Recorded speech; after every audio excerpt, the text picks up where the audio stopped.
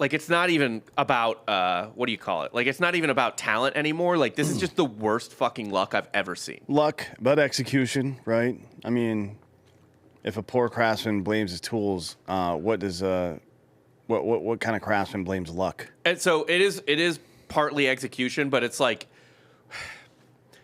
it feels still almost random that this many people together can, like, everybody can slump, right? No question. No matter how good you are, you're going to have horrible stretches. That they're all aligned like this as a team outside of Marcelo Zuna that feels uncontrollable. Maybe it's not, but it feels random. Some of it, yeah, but I mean, in that last 7 days that we talked about, Marcelo Zuna's hitting 417 with a 1065 OPS. God damn it. Right? Yeah. And then Matt Olson is starting to come to life. He's hitting 364 with a 985 OPS. Nobody else has a batting average. I'm sorry, an OPS over, Kalenic does, over 700. But he's the only one. And by the way, everybody else is in the 3s, 4s, or 5s. At one point last year, in the middle of the year, I remember we were talking about on the show how no one had an OPS below 800 in the lineup. Yeah. Which is, this is almost literally the inverse of that. Like it has gotten that mirrored of last year, where everything's just backwards. Like looks the exact same, but is fucking backwards. It's crazy. So the runners in scoring position numbers. Well, first off, so our team weighted on base average is last, but our expected weighted on base average since May 1st is about middle of the road. So that's another luck thing. Expected on base average versus actual weighted on base average. But the runners in scoring position, our OPS by month with runners in scoring position. April, 772. May, 662. June, 630. We're getting progressively worse with men on second and third base. Sweet, dude. I mean, that's a good sign. Yeah. That's where you want to be. I mean, I haven't read anything yet about this. I don't know if there hasn't been like a team meeting, has there? Like a players only, fired up. Who would be the guy that held the meeting? The one with the fucking 240 OPS since he came back from an oblique injury? Because I kind of felt like after Freddie left, you would have assumed that somebody like either Ozzie Albies or Austin Riley would be the leader of the team, right? Yes, Albies in particular, because I still think Riley's a little shy guy, but yes. Well, that's gay, certainly, but Albies' OPS in the last 7 days is 385. OPS is 385. So what's he going to do? Like, hey, let's all stop sucking. No, somebody's got to fucking perform. Otherwise, no one's going to take you seriously. So, actually, I got this wrong. The famous 2021 meeting was not a players' meeting. It was with Snitker. So Snick came in and talked to them and was like, hey, guys, you're way fucking better than this. What the hell's going on? Just relax and play is essentially what he said. But I don't know what... I mean, do they relax? It's... In 2021, it just felt weird. This feels like something's off. You know, like when someone finds out they have cancer and they're like, yeah, it felt weird and not like normal weird. You know what I mean? Like it felt like something was really different. And I had a feeling something was wrong. There's no explanation for how this can be so bad. Yeah, I mean, sometimes shit just goes poorly. Like if you look through good teams' performances over a span of enough years, and you're going to find these weird, aberrant years. Even like with the great teams, with the Dodgers in the 70s and 80s, with the fucking Big Red Machine, they all had an off year here or there. Maybe not the Yankees in the 60s. I was going to say the Yankees in the 90s. In the 90s. They won one of their World Series in 2000, I think. Yeah. It was an 88 win team. Yeah. And then they had quite a bit of struggles moving forward after 2001, I think. When they lost to the D-backs in 01. So 2009, no, it was 99, I think. It was the year they beat the Braves. They were certainly a loaded roster, but they only won 88 games that year. And then 2000 was their last of that Yeah. 4 World Series in 5 years or whatever the fuck. Yeah. I mean, it got rough for them for a while. So, that shit happens, I guess. But this is not that, certainly. This is a team that's still young. Mm-hmm. Like, their oldest impact player, and I don't consider Charlie Moore to be an impact player, their oldest impact player is Matt Olson. Right. Who's what, 29? 29, or he may have turned 30 by now. I'm not sure. Hang on, let's look. He is 30 as of March 29th. Okay. So he's their oldest impact player. This isn't the Yankees who retooled with a bunch of free agents who were well past their prime, right? Right. They had like Roger Clemens on that team, I think, and shit like that. I mean, we're seeing major regressions from Michael Harris. Not just regressions, but a complete failure to adjust the issues that he's had his entire career so far. Right. He's made, maybe he's making effort towards it, but he's made no progress at all. Yeah. And laying off low and inside sliders and getting dusted on hideaway fastballs. Yeah. It's just no They're progress. attacking his holes completely. And look, obviously, still positive on defense, but at some point, like, you can't be a total black hole in the lineup. Especially when you're getting paid like he's getting paid. I mean, they gave him a good contract, and he was supposed to be a player of the future. And, yeah, I mean, his bat, he's been swinging a toothpick all year. Yep.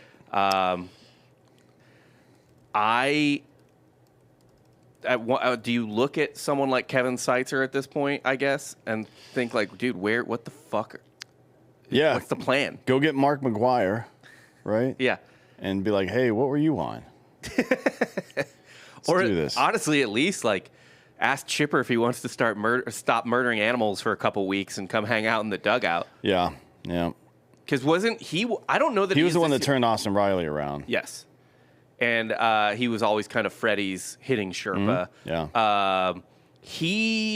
So Chipper was technically a coach on the team. What, a year or two ago? Yep. But only for home games. Like, he was like, I'm not gonna travel. I don't feel like it. But he was like uniformed on the bench sometimes if he felt like it. Yeah. I mean, I know he wants to spend time with his kids and all, but fuck them kids, man. Got games to win. Yeah, what Chipper doesn't realize is by him spending time with his kids, the Braves are losing. I'm getting upset, taking it out on my family and making my children's lives miserable. Mm-hmm. So, like, Chipper, are you thinking of the children? Yeah, I mean, maybe we need to have a conversation with his kids. Are they putting enough effort into the franchise? Yeah. You know what I mean? This runs family deep with Chipper Jones, but I mean, they got to throw everything they can at this lineup problem. Presumably, at this point, you want them to get another bat. I don't think the outfield situation is tenable as is. And then, like we still talked about, a starter. I think, despite the injuries, the bullpen depth is still pretty much good to go. Like, who have we really lost? Like Matzik, who was a wild card from the get-go this year. Yeah, he hasn't been very good. I mean, on the pitching side, Strider, obviously. Brutal. Matzik. There's been some other nagging injuries. We got a couple of guys that are going to be coming back later in the year. We'll see how that goes. And Noah being one of them, and Ian Anderson. Yeah, he's getting close to a rehab. So who knows what they're going to provide, if anything, frankly. Like, it isn't when you're, it's one thing if you throw gas, right? But these are low 90s guys for the most part. So they got to find their stuff. Yeah. We'll see. And the other thing, too, is, and, Maddox always talked about, like, I was a worse pitcher earlier in my career, but the velocity was a little higher. It was never amazing, but the velocity was a little higher, so I was making more mistakes but getting away with more mistakes. And to your point, a guy with velocity who comes back from TJ or whatever and hasn't pitched in a year and a half, so is kind of rusty on just the thought process and the art of pitching, you're going to make mistakes, but when your velo's high, you get away with those mistakes more than someone like Ian Anderson, who, if he misses with a pitch, velocity's not going to bail him out necessarily. Right. Yeah. And that's a problem for Elder, a continuous problem for him. Right. Right. Because he doesn't have good enough control at the moment. He walks too many people, and when he makes mistakes, they're over the heart of the plate. Bam. And again, if you make a mistake over the heart of the plate, but it's 97.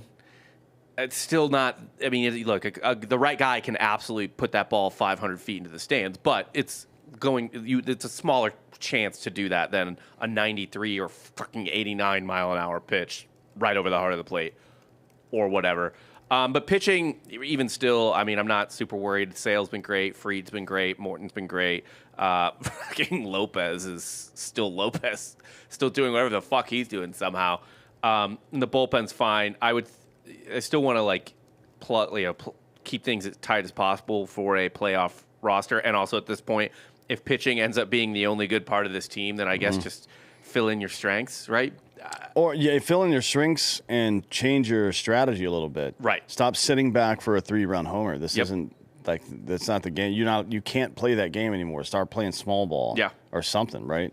Like look, I've been trying to get Snitker fired for years. Yes. I think he's one of the worst men, other than Marmol, who's the only reason he's there is to steer that thing into the iceberg. Apparently, in my opinion. Yeah. Like literally, I think that's the only reason he's there. Snitker is terrible. He's bad at his job. He's not good at his job. Name me one thing he's done other than be affable, right? I thought he did a good job in the 2021 playoffs. How so? The bullpen management was there. He got like insane performances from guys that one that had the yips forever, and now can't pitch again, right? So and Will Smith was out of his fucking mind. Smith was out of his mind. Snitker can't take credit for two of the most dominant lefty postseason performances we've ever seen.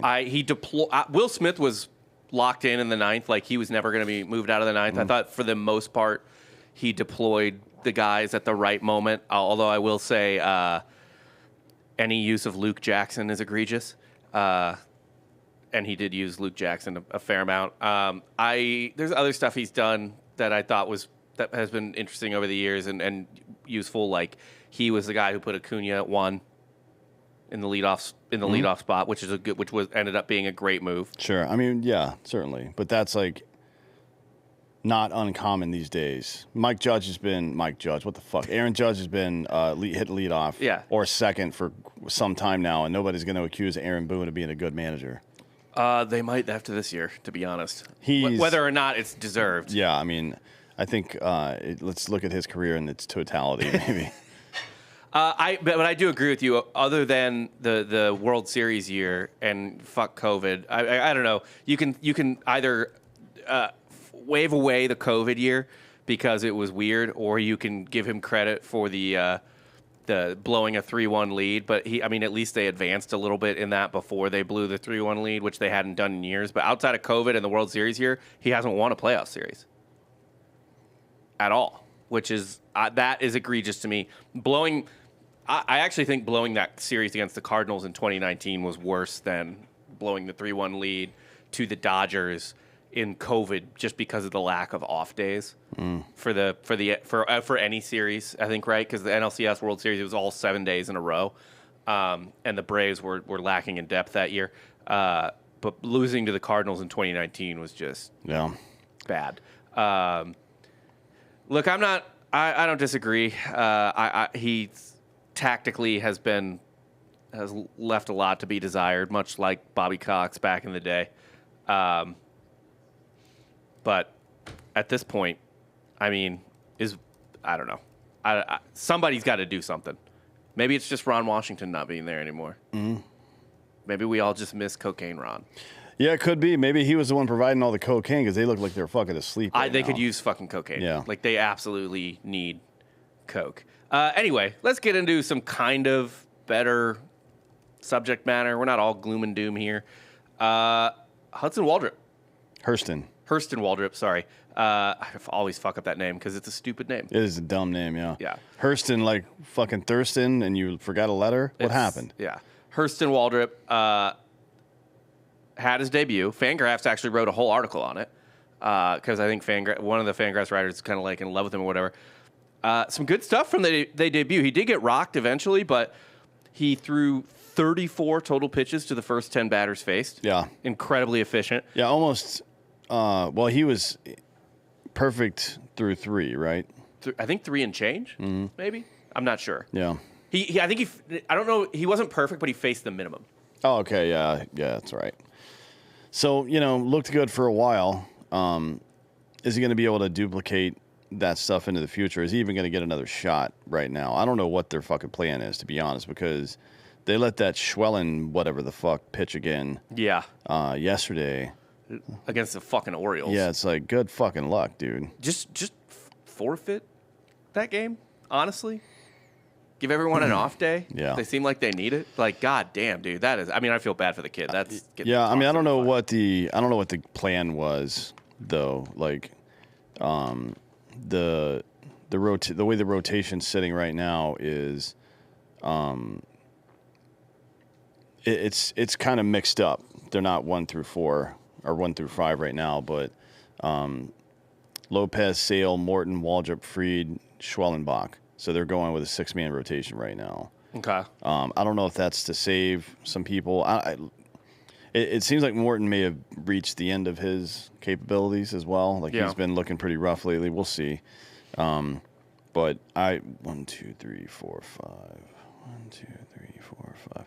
Okay, so who else is not pitching? So that's a 5-man rotation of Lopez, Sale, Morton, Waldrep, Fried. No, that's 6-man. What the fuck?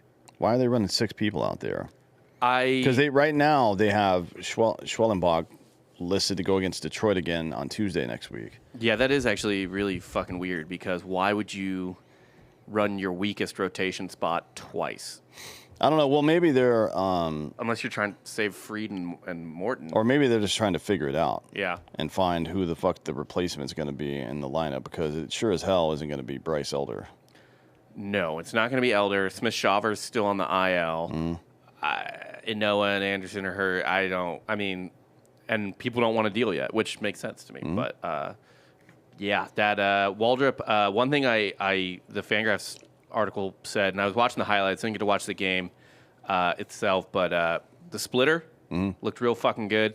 Through 14 of them, 4 were taken for balls, but the other 10 were 4 swings and misses, 3 foul balls, a called strike, and 2 pop-outs.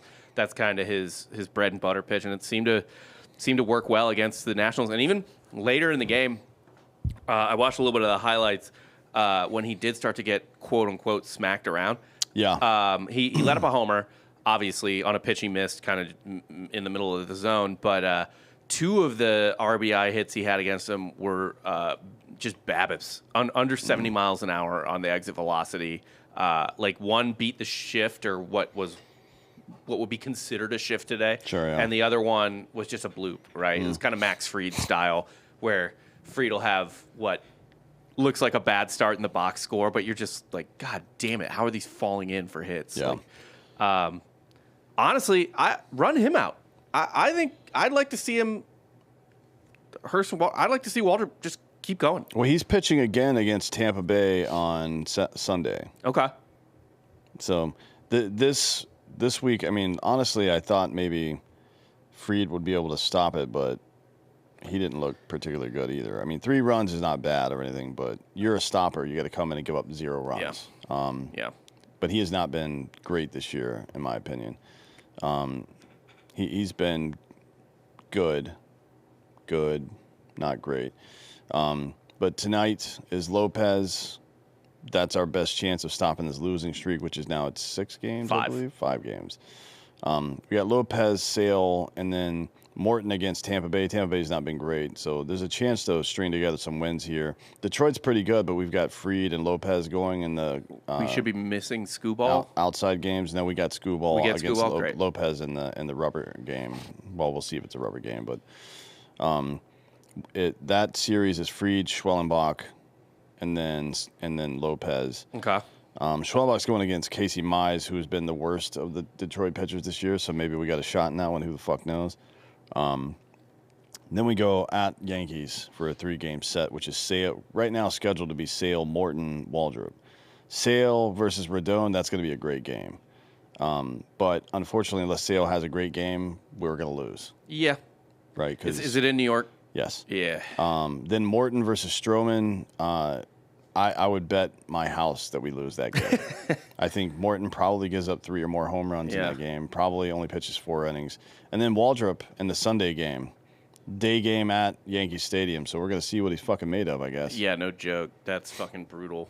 With the backup catcher. Well, I guess at this point, Murphy's healthy, so he'll have Darno, which is fine. it's not like Trump would be in the lineup, but I mean, doesn't matter who's in the lineup right now. But again, like I said, at this point, dude, just fuck it. Like, let him roll. Let him roll. Just let Waldrep go. See what he does. If you got to plug, you want to plug up that hole eventually with some sort of move. I think it doesn't need to be. I don't think we need to go do something crazy, right? Like, I don't think we need some huge pitching move. No, I mean, and again, we've talked about it before. The landscape about who's available and who's not, who's sellers, who's buyers, will work itself out over the next couple of weeks leading up to the All-Star break, which is in, 3 weeks? 4 weeks? Yeah, mid-July. It's about a month away, actually, almost to the date. Actually, Anthopoulos was interviewed the other day, and even he was like, I mean, there's no other way to put it. We're not playing well right now. So I wonder if they're waiting for the funk to end, or if they, if they're like, all right, let's see how things shake out a little more. Because remember in 21, as soon as Acuna went down, I mean, he traded for Jock Peterson like 3 days later. Yeah. Like, he was like, we're not giving up. Yeah. I mean, it was closer to the break then, I think. It was quite a bit, yeah. So we'll see. But there's definitely talent out there on bad teams that we could get our hands on. There's some that I think are dubious. Like, there's word on the street that the Angels are talking about moving Trout, maybe. But fuck that. Like, I don't want that contract. I don't want whatever we would have to give up, and I don't want the fact that he's going to play 60 games a year. Yeah. Like, he's a nice guy and all, but I'm all set on that. I wouldn't seek it out, but if it happens, I'll be hyper optimistic about it. Sure, yeah. I mean, what can you do? Yeah. Really? I'm not going to be angry if it happens. I will say that. However, if Anthopoulos asked me my opinion, that would not be on my list of moves to make. I do think we should go get Sonny Gray, though. From the Cardinals? Yes. That'd be sweet. I don't think that they think they're out of it. I don't think they're in it. I mean, I get that they've played relatively well lately, but I'm not sure how far you think Mikolas and Lance Lynn are going to push you, man. I mean, Lance Lynn is at 3.58 right now. Mm-hmm. He will have a 4 ERA by the end of the season. Yeah. Right? So it's only going to get worse from here. It never gets better for him in the second half of the season. And I think Goldschmidt and Arenado are having career worst years, and the outfield's a mess. And Wilson Contreras is not. I mean, he's looked pretty mediocre. He's been out. I mean, his arm, he broke his arm. He got literally just like mafia bat to the arm. Yeah. Fucking. Yeah. And then, they lost, what's his nuts, Biceps McGee over there, who I thought just made their defense so good. Yeah, Tyler O'Neill. O'Neill, yeah. I don't know. I don't see. I mean, we'll see by the break. We'll see if it happens or not. But I will say with Mozeliak, they don't want to admit defeat, and they don't want to be sellers 2 years in a row, because that fan base is. I mean, that's like Ohio State missing a bowl game. Sure. 2 years in a row. You know what I mean? Like, it's just not acceptable to them. But we'll see. Real quick before we keep going into this episode, we do have some sponsors. It's MyBookie. MyBookie.com. Use the promo code Drinking Bros to double your first deposit up to $1,000. You put in $1,000, they'll give you $1,000. You only got $100 to put in, that's fine too. They'll match your $100. Whatever you want to do. It might be summer. You might think there's less to bet on because you're a football guy or whatever. But A, we're going to give you some baseball gambling picks later in this episode. B, if you like casinos, MyBookie has a live casino. You go to the live casino tab at the top, and you can play blackjack with real human dealers. It's not like a computer game or anything like that. There is a camera set up on a dealer in a casino on an unnamed island in an unnamed sea, and he or she is dealing cards. You can see it. It's really fun. Me and Delco Dan play every Friday. We actually recorded our episode for that yesterday, and Dan had one of the all-time great digs out of a grave that I have ever seen. It was fucking impressive. And he's still climbing back up. They're super fun to watch. It's super fun to play. They have roulette as well. Highly recommend messing around on MyBookie's live casino. That's a blast. And look, obviously, it's only June, but college football week 1 odds are out. NFL odds coming out. Yeah, it's a good time to be gambling on MyBookie. MyBookie.com. Promo code Drinking Bros will double your first deposit up to $1,000. Now, I caught this kind of randomly on The Athletic, but The Athletic did a poll, speaking of adding players to the roster, of which team a player would like to play for if contracts, state taxes, and roster were not a factor. So it's like, what team would you like to be on? What uniform would you like to wear? Sure. And the Braves won that poll running away. Like, it's not even close. The Atlanta Braves topped the poll with 12.7% of the respondents saying that they would want to play for the Braves. The Red Sox come in second at 9.3. Then you got the Dodgers, the Rangers, the Yankees are fifth, Cubs sixth, Padres, Phillies coming in at eighth. I think there's one. The Mets come in like near the bottom. Marlins are kind of there. One thing I see from this poll more than anything, though, is it's a lot of people wanting to play for their hometown team. So are there a lot of people from the Atlanta area? I would say the South. I mean, it's a big region, right? So we're a regional team. Most of Florida, I would say, probably. Yes. Definitely Alabama, definitely Mississippi. Carolinas. Maybe even Louisiana, the Carolinas and Georgia, right? It's a big area. Yeah. I would say maybe Tennessee as well, frankly. I mean, who else are they going to root for? The fucking Orioles? Tennessee is actually pretty evenly split between Braves and Cardinals, East-West. Okay, Cardinals I could see, yeah. Yeah. Nobody's rooting for the Nationals, though. No. Even though if you're in that area, the Nationals games get blacked out for some fucking reason. Jesus Christ. It's like, I didn't want to watch that game. It's like you're telling me I can't come to a party that I don't want to come to. You're not invited. I was never going to go. So the Braves being number one makes a lot of sense to me. The Red Sox being two, there's not a lot of Northeastern players, I mean, comparatively. But the Dodgers, but they're a classic team, right? The Dodgers at three, that's a classic team, but also there's a ton of Southern California kids, which explains why the Padres are like 6 on the list. There's no other reason for the Padres to be that high. Yeah. And the Rangers being fourth, there's no other reason for the Rangers to be that high. I know they just won the World Series, but no one wants to go out of their way to play for the Texas Rangers, I don't think. Probably not. Well, the one thing I will say about the Rangers is they are more than willing to spend money. That's true. And there are worse places to be. Like, I wouldn't spend too much time in Arlington if I was a human being. No. Right? But if Fort Worth is nice, you could live there, right? I mean, I like Dallas, too. Dallas is okay. I will say one thing that would actually suck, and I don't really know how the Red Sox is, and I don't know how the Braves is either, but like the Dodgers and Rangers in particular, do you take into account ballpark commute? Maybe the ballpark commute. I mean, I think the tax situation is probably a big part of it. Well, they said don't factor in state taxes. No, well, people don't obey the rules. All right, fair enough. But yeah, I mean, maybe it's pretty easy to get to Texas. It's annoying though. I fucking hate getting to those stadiums. Why? You have to. It's ones in the city. You mean? From Dallas to Arlington? Sure, yeah. It's like a 20-minute drive if there's no traffic. Which, I mean, like when we went to the Cotton Bowl, thankfully there was not a lot of traffic on the way there, but on the way back, I mean, it was like a 45-minute situation to get home. I don't love doing that as opposed to like, the Astros are downtown, the Cubs are downtown. Getting to the Bronx feels like a bitch. I've never been. It's a pain in the ass. Yeah. Yeah. It is. Because if you're playing baseball in New York City, you're not trying to live in an outer borough somewhere. No. You know what I mean? You don't live in the goddamn city. Yeah. Why would you live anywhere but Manhattan if you were making baseball money? I have no fucking clue. I mean, even as unless you're a rookie, still on a rookie deal, which is pretty rare to be playing in New York City on that kind of deal. But even then, you're still making plenty of money to be able to live in the city. You're making like $650K a year. Isn't that the minimum now, $650? Yeah.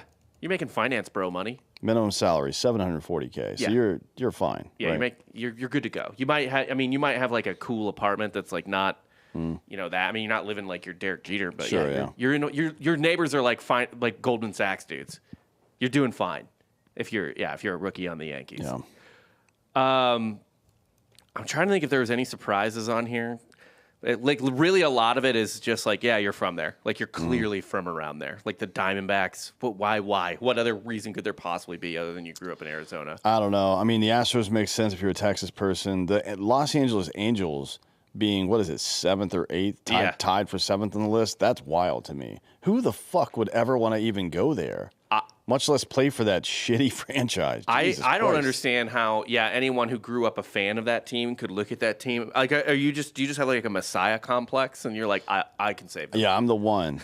I'm the one. You're not. They've had 2 Jesuses. Yeah, it wasn't Albert Pujols or Mike Trout. I'm the guy. Or Shohei Ohtani. It wasn't any of those guys. Three Jesuses. I'm sorry. Jesus. 3 messiahs couldn't save that franchise. Not You think you're the one? Fucking prayer. You're doing anything, buddy. Fucking It's cursed. It truly is cursed. It's funny, like the one team that they did send to the series, if you look at that team on paper, you're like, what the hell? Dog shit. Yeah, like fucking JT Snow, really? Tim Salmon and Tim Salmon, David Eckstein and who is the other dude who he was on the Braves for a second? Oh, Troy Gloss. Yeah. Gloss was good then, but yeah, they're and Garrett Anderson also. Garrett Anderson, Benji Molina was their catcher. He had fucking 245 that year, which is back then maybe that was different. Scott Spezio was their starting first baseman, I think. Good Lord. Isn't this year? It was 2002 when they won. Right? Yeah. World Series. So here's their starting lineup. Benji Molina, Scott Spezio, Adam Kennedy, who hit, he had an OPS of 795, surprising. 449, he had a lot of doubles, I guess. Adam Kennedy, David Eckstein, Glaus, Garrett Anderson, Darren Erstad in center, who was serviceable, very good defender. Tim Salmon and Brad Fulmer was their DH. Who? Yeah, man, what the fuck? That's the team that took down peak steroids Barry Bonds. Yep. And their starting pitchers were Ramon Ortiz, Sweet. Jared Washburn, who had a great year that year. He was on all the gas, I would imagine. Didn't they have the blonde dude? Which one? They had John Lackey, who is like a... Lackey's great. He should be a Hall of Famer just for what he's done in the playoffs. Yeah, his playoffs were insane. Aaron Selle, who's mid. He's a 4 or 5 ERA guy, and then Kevin Napier, who was he had flashes in his career, but he had a 4 ERA that season. So they had Percival and they had Schoenweiss in the bullpen, who fucking not Schoenweiss. Who was the other guy? Brendan Donnelly in the bullpen that year, and they fucking lit it up. Okay. I was thinking of Jared Weaver, who was not there yet. No, he was not there. But I mean, to be honest, Jared Washburn, Jared Weaver, who knows the difference? Diff. Yeah. One's left-handed, but who cares? That's not a team you think like, oh man, yeah, they fucked it up. Yeah. It's like, oh my God, how did they fucking win? That's just Satan laughing at Barry Bonds for making a deal with him. Yeah, because here's that Giants team. Benito Santiago, who was still a 15 to 20 homer guy, and a great defender. Was he the starting catcher of the All-Star game that year when we tied? Yeah. The game tied, and then Bud Selig had to make it like worth something after that. JT Snow. Great. Who had a kind of not a great season that year, but it was a decent season. Jeff Kent, who's probably the best hitting second baseman of all time, other than maybe Stan Musial. Musial was who played first base for the most part. Yeah, he played second base really early in his career and then moved to first. Actually, the only one I think you put above him maybe is like Rogers Hornsby. I think was the second. Hornsby, that's what I'm thinking of. Yeah. So, but in the modern era, nobody's hit better than Jeff Kent. Rich Aurelia, who is great. David Bell had a great year that year. Obviously, Barry Bonds. Their center fielder was Shinjo, if you remember him. I do not. He was a really good defender, but not much of a hitter. But Reggie Sanders, who played for the Braves for a while as well. They had on their bench Kenny Lofton. Oh, old Kenny Lofton, huh? 35-year-old Kenny Lofton. I remember them having like a decent rotation, like Russ Ortiz. Livan Hernandez, who has had some postseason success at our expense, motherfucker. Yeah. Russ Ortiz and Jason Schmidt, two former fucking Braves. Shit. On that team.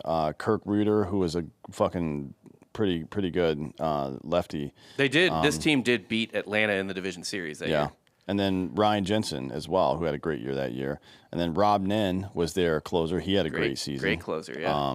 43 saves that year. They fucking blew that series. That's crazy. Yeah, it wasn't great.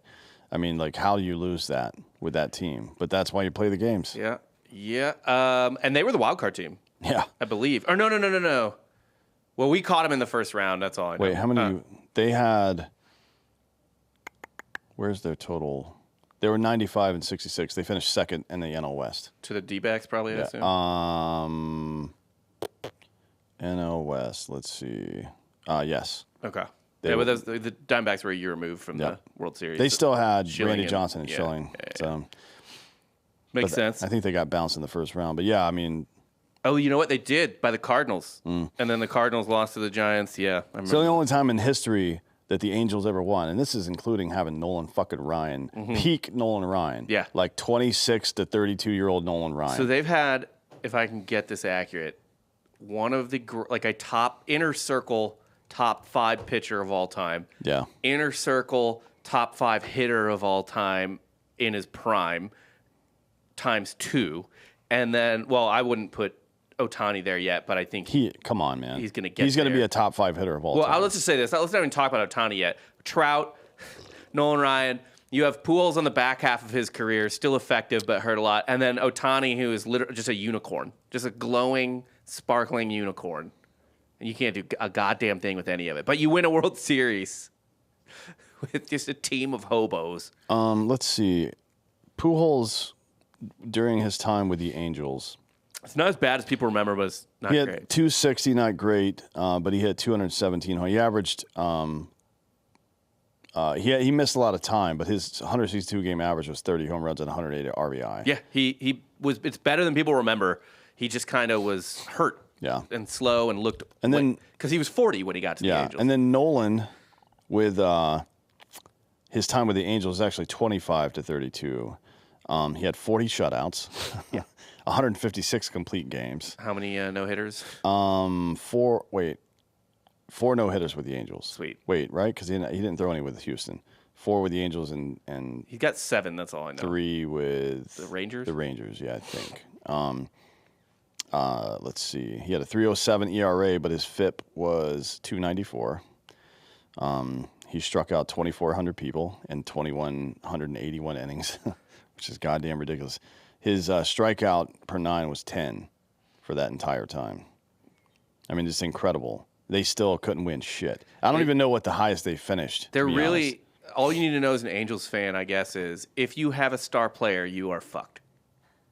Yeah, I mean, seriously, that's how it is. Yeah. Like, just cobble together a Tampa Bay Rays style team, and that's your only shot. And you know what, by the way? Even before the Mike Trout years, and it wasn't even that long before, they had some really, really great post-World Series teams with Vlad Guerrero. Yeah, Vlad's another Hall of Famer that was on that team. That they didn't win another 3,000 hit guy. Yeah, they didn't win a goddamn thing with. And he won an MVP there, I believe. I think so, yeah. I don't think he won one in Montreal. No, he didn't. I think he won an MVP in Anaheim, though. Let's see. Vlad Guerrero Sr. Here we go. Anaheim and to L.A. He was there from 04 to 09. He hit 320 with a 927 OPS. He averaged 29 home runs and 103 RBI a year. Yeah. And he averaged 172 hits a year. 1,034 hits in 6 years. So from 2004 to present, they've had a Hall of Famer on their team, and they've won 0 playoff games. They're like, I think Pittsburgh won playoff games in 20. Actually, they might have won a playoff game, but they've never. 2009. They haven't won a series. Yeah, I know Mike Trout's never won a playoff game. They might have won playoff games with Vlad and Jared, because Vlad was on. It was like Vlad, Jared Weaver. I think Lackey was still there before he went to the Red Sox. Yeah, it's a fucking nightmare. Let's see. While he was in either Anaheim or they actually won a series against the Yankees, the ALDS. Oh, so they got to the in ALCS? 2005. Okay. So in the CS in And 05. then they beat Boston in the ALDS in 2009.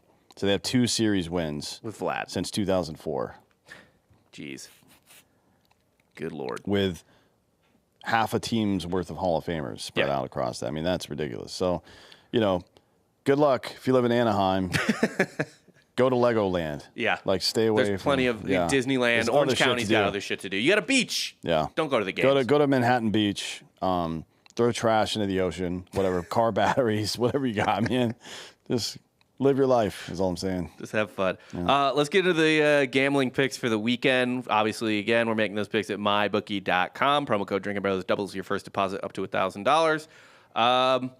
Unfortunately, a lot of the shitty teams are playing other shitty teams this weekend, so I didn't have like a big parlay to build, but on Friday, I'm taking the Yankees over the Red Sox.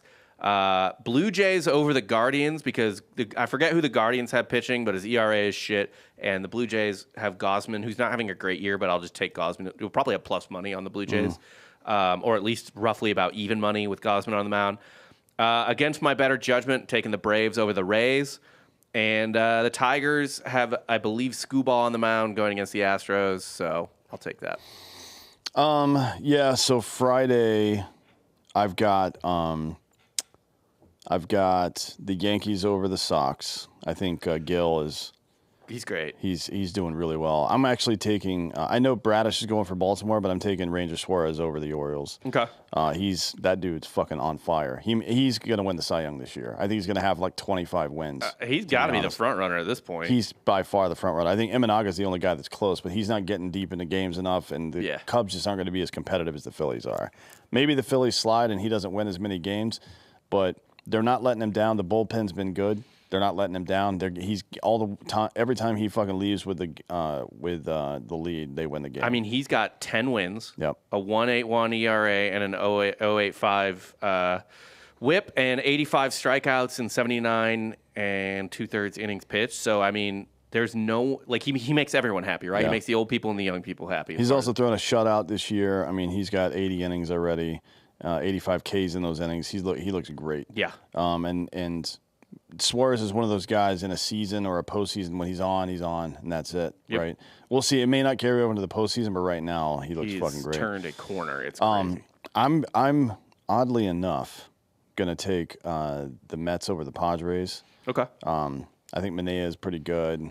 Had some bad luck. I don't think the Padres are very good, to be honest. That's a team with no soul. Yeah. It's like laying baseball cards out on your bed. It's like, oh, this would be a good team. Yeah. But they're not. Tigers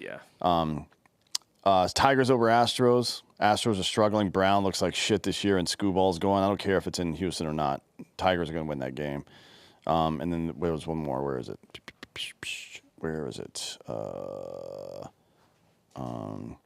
Mariners over Rangers. At home, George Kirby. Okay. His fork splitter or whatever has right around 450 rotations per minute, RPM, 450 to 550 in that range. Yeah. That's ridiculous. Yeah. For a fucking, I mean, his hands are like this goddamn big. He like puts his hand into the fork ball, and I'm like, all right, cool. It looks like a two-seamer. Are you fucking kidding me? You gorilla mitt fuck. But yeah, I'm taking the Mariners over the. And by the way, the Mariners have been surging in the West lately. Dude, they have quite the lead. I mean, it's. I'm impressed by. They got off to a pretty slow start, but they are fucking lighting it up now. 7-3 in the last 10.